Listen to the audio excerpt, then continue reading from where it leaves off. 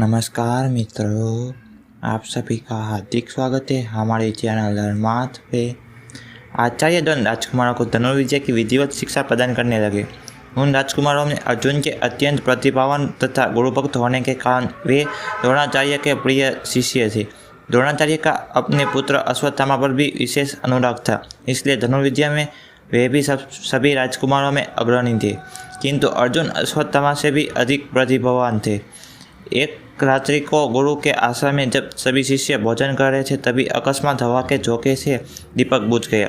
अर्जुन ने देखा, अंधकार हो जाने पर भी भोजन के कौर को हाथ मुंह तक ले जाता।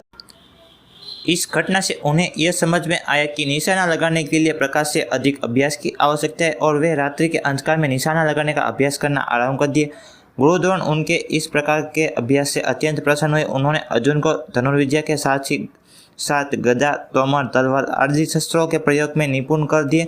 उन्हीं दिनों हिरण्य धनु नामक निषाद का पुत्र एकलव्य भी धनुर्विद्या सीखने के उद्देश्य से द्रोणाचार्य के आश्रम में आया, किंतु निम्न वर्ण का होने के कारण द्रोणाचार्य ने उसे अपना शिष्य बनाना स्वीकार नहीं किया। निराश होकर एकलव्य वन उसने द्रोणाचार्य की एक मूर्ति बनाई और उस मूर्ति को गुरु मानकर धनुर्विद्या का अभ्यास करने लगा। एकाग्रचित से साधना करते हुए अल्पकाल में ही वह धनुर्विद्या में अत्यंत निपुण हो गए। एक दिन सारे राजकुमार गुरु द्रोण के साथ आखेट के लिए उसी वन में गए जहाँ पर एकलव्य आश्रम बनाकर धनुर्विद्या का अभ्यास कर रहा था। राजकुमारों का कुत्ता भटक कर एकलव्य के आश्रम में जा पहुंचा। एकलव्य को देखकर वह भौंकने लगा। इससे क्रोधित होकर एकलव्य ने उस कुत्ते अपना बाण चला दिया और उसका मुंह बाणों से भर दिया और एकलव्य ने इस कौशल से बाण चलाए कि कुत्ते को किसी प्रकार की चोट नहीं लगी, किंतु बाणों से बिंद जाने के कारण उसका भौंकना बंद हो गया। कुत्ते के लौटने पर जब अर्जुन ने धनुर्विद्या के इस कौशल्य को देखा तो वे द्रोणाचार्य से बोले, हे गुरुदेव, इस कुत्ते के मुंह में जिस कौशल्य से बाण चलाए गए हैं उससे तो प्रतीत होता है कि यह यहाँ पर कोई मुझसे भी बड़ा धनुर्धर रहता है। अपने सभी शिष्यों को लेकर द्रोणाचार्य एकलव्य के पास पहुंचे और पूछे, हे वत्स, क्या ये बाण तुम ही ने चलाए हैं? एकलव्य ने के स्वीकार करने पर उन्होंने पुनः प्रश्न किया, तुम्हें धनुर्विद्या की शिक्षा देने वाले कौन है?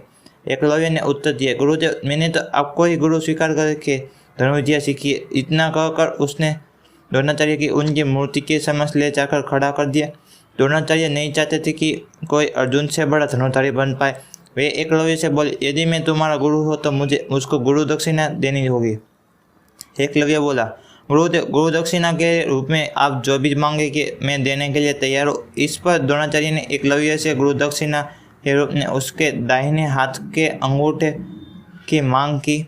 एकलव्य ने सहर्ष अपना अंगूठा दे दिया। इस प्रकार एकलव्य अपने हाथ से धनुष चलाने में असमर्थ हो गया तो अपने पैरों से धनुष चलाने का अभ्यास करने का आरंभ कर दिया।